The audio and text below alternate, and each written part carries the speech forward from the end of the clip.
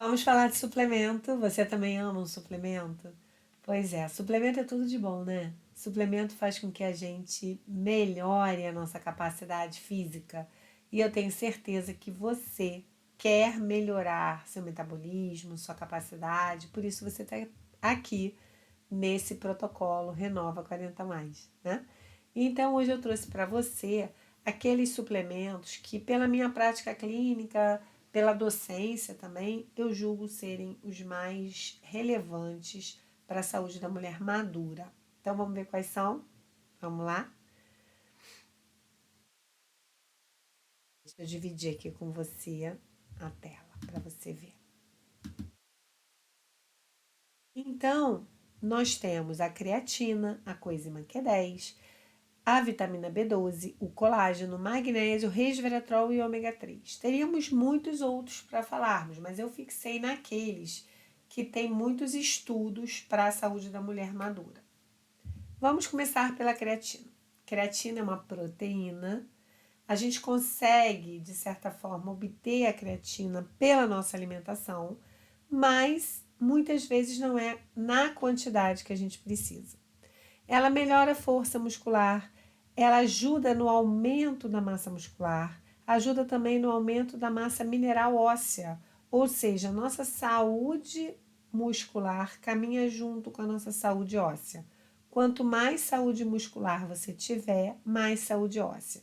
Além disso, o músculo ele produz citocinas anti-inflamatórias, enquanto que a gordura produz substâncias inflamatórias. Então, quanto mais músculo você tiver, mais você desinflama o seu metabolismo. Então, considerando que a gente tem falado sobre detoxificação, inflamação, vitalidade, a creatina é um nutriente muito importante. Além disso, ela fornece ATP, energia, né, para o nosso metabolismo. Então, muitas vezes nos falta energia. E o ATP, que a creatina vai ajudar nessa manutenção dessa adenosina trifosfato, que é a nossa moeda de ouro, ela vai ajudar a reduzir fadiga, principalmente. Né? Ajuda também na nossa função cerebral, ou seja, reduz, por exemplo, queixas como memória, perda cognitiva. E a gente sabe que quando o estrogênio cai junto a nossa função neurológica também. A gente começa a ter o que eu chamo de neuroinflamação, o que a literatura chama de neuroinflamação. Então, a gente precisa de todos aqueles nutrientes que podem contribuir positivamente, melhorando essa queixa, tá? Então, a creatina ela não só é importante para a massa muscular, como ela vai ser importante para a sua saúde cognitiva e também para a sua saúde até de memória, né? Como eu falei. Ela também reduz a dor pós-exercício, então ela favorece a recuperação muscular. E existem alguns estudos que falam que ela pode também contribuir na melhora da insulina. Qual a dose ideal para a gente usar de creatina? De 3 a 5 gramas dia. Em geral, a gente usa todos os dias, pelo menos por 3 meses, até ver um resultado. Não precisa dar pausa. Ah, Bianca, mas eu não faço exercício. Os estudos mostram que, mesmo para quem não faz exercício, a creatina é bem positiva. É claro que é importante você passar por uma avaliação individual antes de comprar seu suplemento. Mas eu tô aqui para te mostrar os benefícios, né? Para que você possa conhecer mais e saber que, de fato, a creatina para a saúde da mulher é bem estudada. A coenzima Q10, coenzima Q10 que é uma coenzima, né? Quando a gente pensa em enzima, coenzima, eles são cofatores de sistemas, né? Então ela dá uma ajuda ao nosso metabolismo. É similar ao que acontece com as vitaminas, né? Então ela vai proteger a nossa saúde cardíaca. Ela é extremamente antioxidante, ou seja, ela protege nossas células dos danos que os radicais livres poderiam nos causar. O radical livre, eu costumo dizer, né, que ele é uma molécula carente, ele está por ali querendo se ligar em alguma coisa. Se você não fornece vitaminas, minerais, nutrientes antioxidantes, como é o caso da coenzima, ele vai se ligar nas suas células, ele vai danificar suas células e seus sistemas. E aí você começa a ter maior risco de inflamação crônica, de doenças relacionadas a isso, ao estresse, tá? Então a coenzima Q10 ela é fundamental quando a gente pensa no envelhecimento saudável. Ela também ajuda a reduzir fadiga, tá? Aquela queixa de fadiga, principalmente fadiga de manhã, né? A coenzima Q10 ela faz parte, ela precisa estar presente para essa redução de fadiga. Por exemplo, pessoas que utilizam estatina para baixar o colesterol perdem muita coenzima Q10.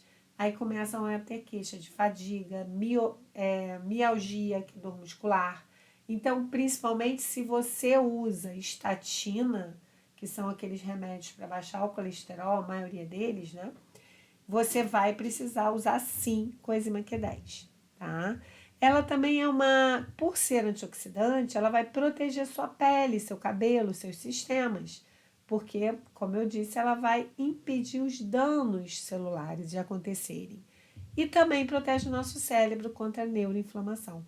Então vejam que ela tem várias coisas positivas que falam muito das queixas da mulher madura. Vitamina B12. Hoje se fala muito, né, da importância da B12. Praticamente a gente tem uma epidemia de deficiência de B12. A vitamina B12, ela depende bastante da nossa saúde gástrica.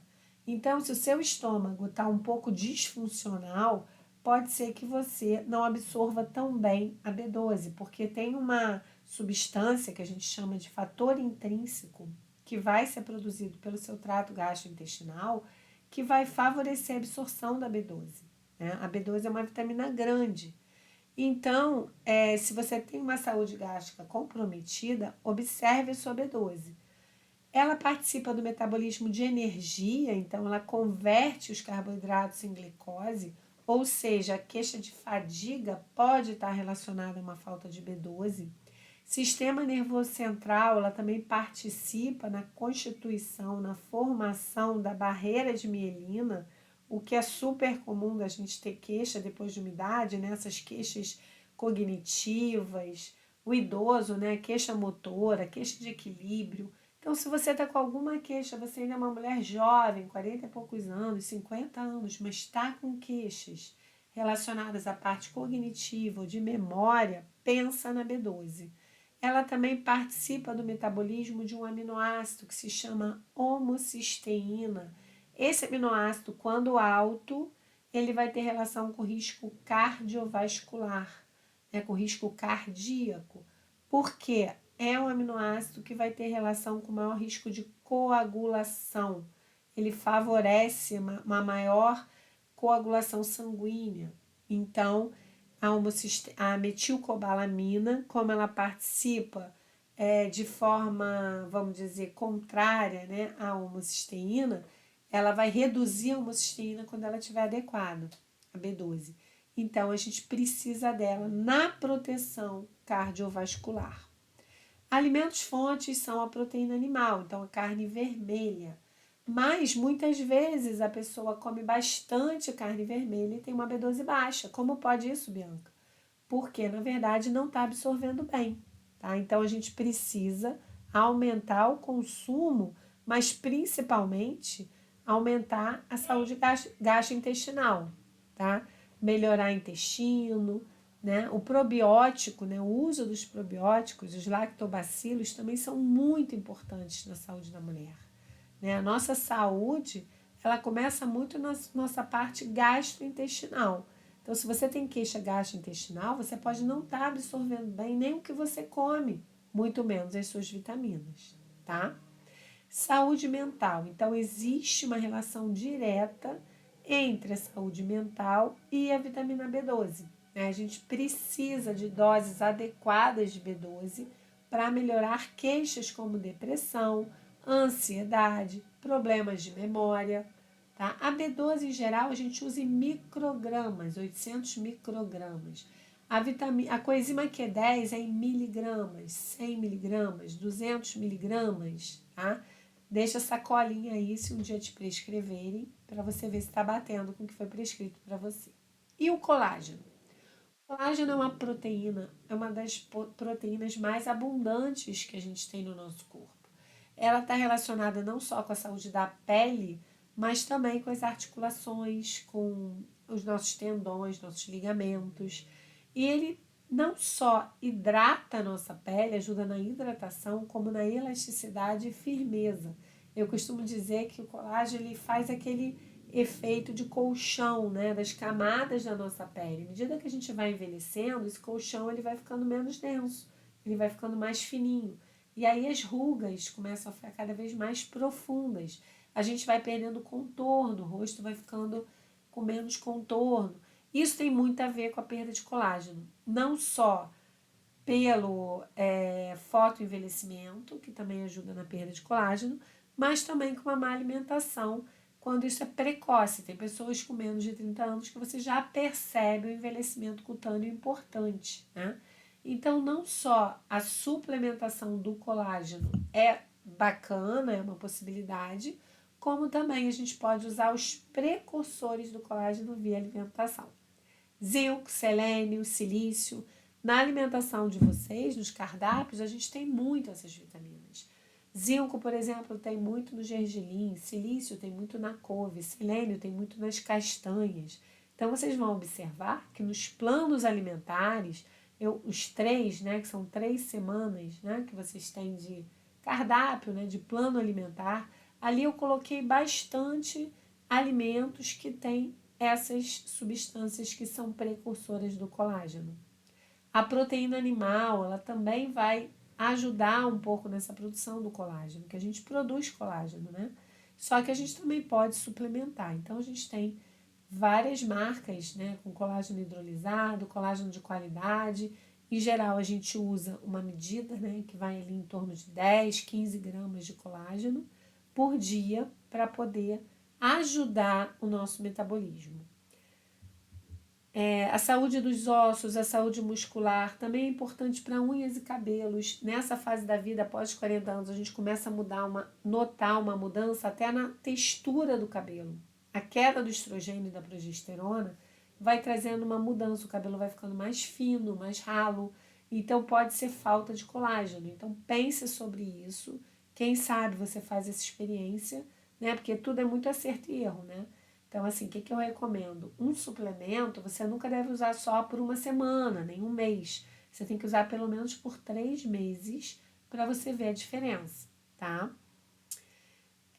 Saúde gastrointestinal, então o colágeno ele também participa da parede intestinal, fazendo com que diminua aquele intestino permeável, né?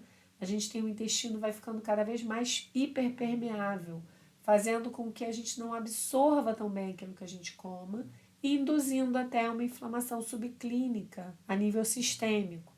Então, manter a boa saúde intestinal é importante. E o colágeno participa desse processo.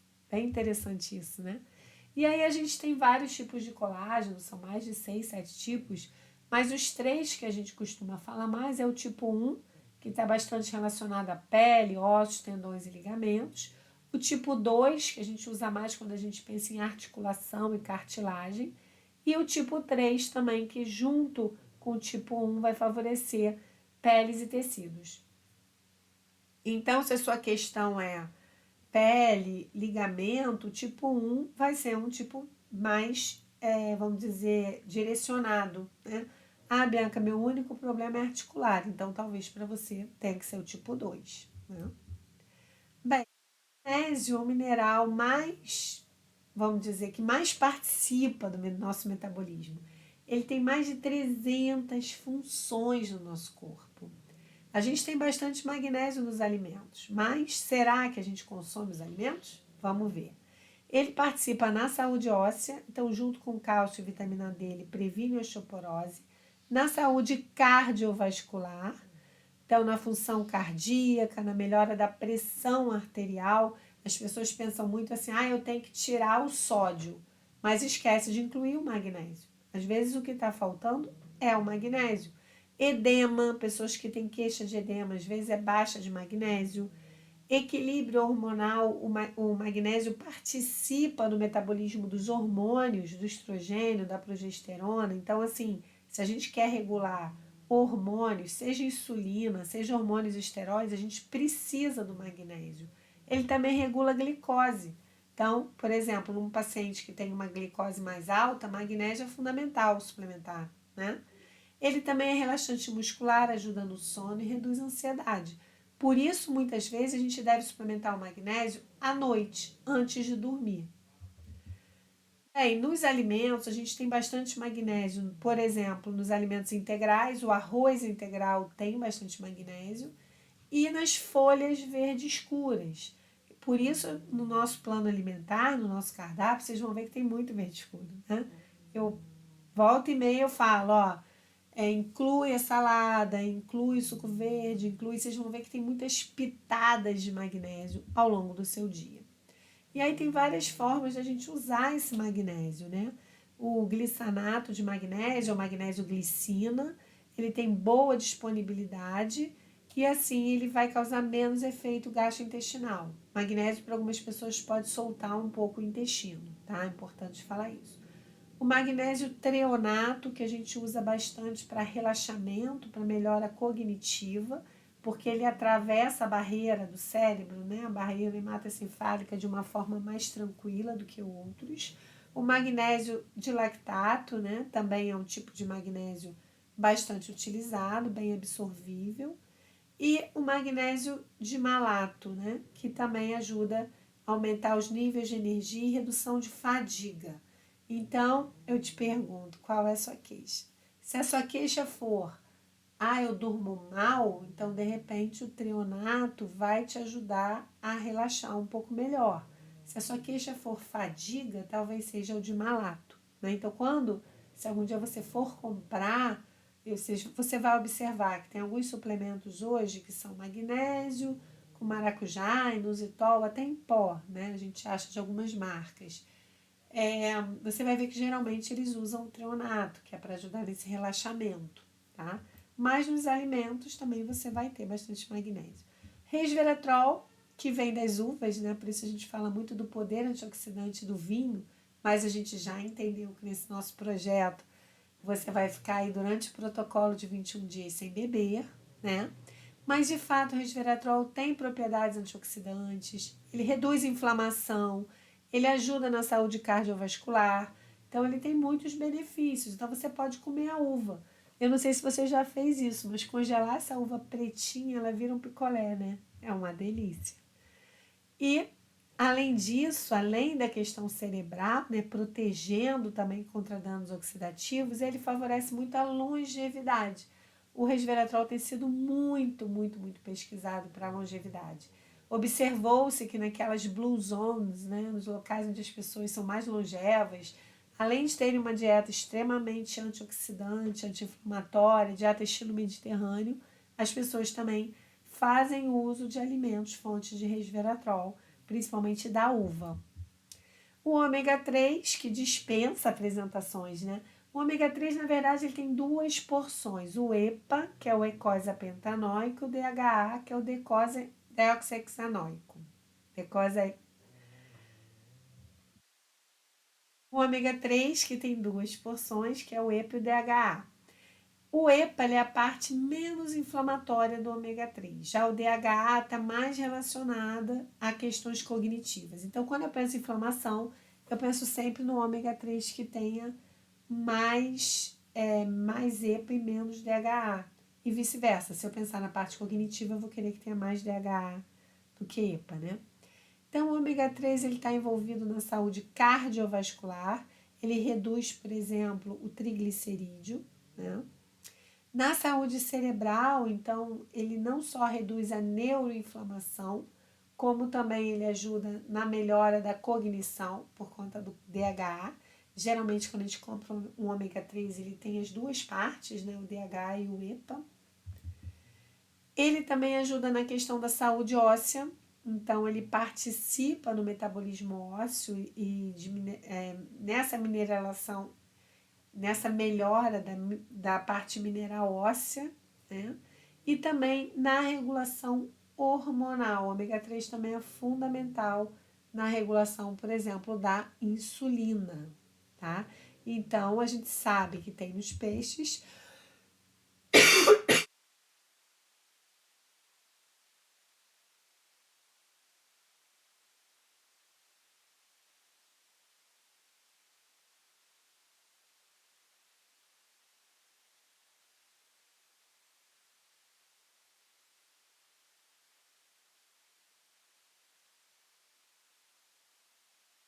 Nós temos.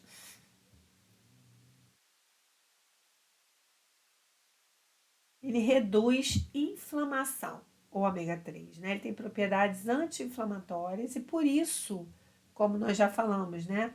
Depois dos 40 anos a gente entra nessa inflamação subclínica e aí usar o ômega 3 é uma forma muito interessante da gente melhorar esse metabolismo feminino. Na natureza, a gente acha ômega 3 nos peixes, de preferência de água gelada. Então, aqueles peixes mais gordurosos, né? Salmão, arenque, sardinha. A linhaça também é fonte de ômega 3. E as algas, né? O peixe, na verdade, ele tem ômega 3 porque ele consome algas, né? E aí ele faz a conversão. Bem, será que vale a pena suplementar? Eu acho que vale, assim, se você usar produtos de qualidade, produtos bons, produtos renomados, né, de empresas que a gente tenha total segurança, eu gosto dos suplementos. Eu acho que eles são bem assertivos e necessários muitas vezes. Mas, de fato, a base da nossa saúde deve ser a alimentação. Mas os suplementos, quando na hora certa, eles são bem interessantes. Espero que você tenha gostado dessa conversa. Até o nosso próximo vídeo.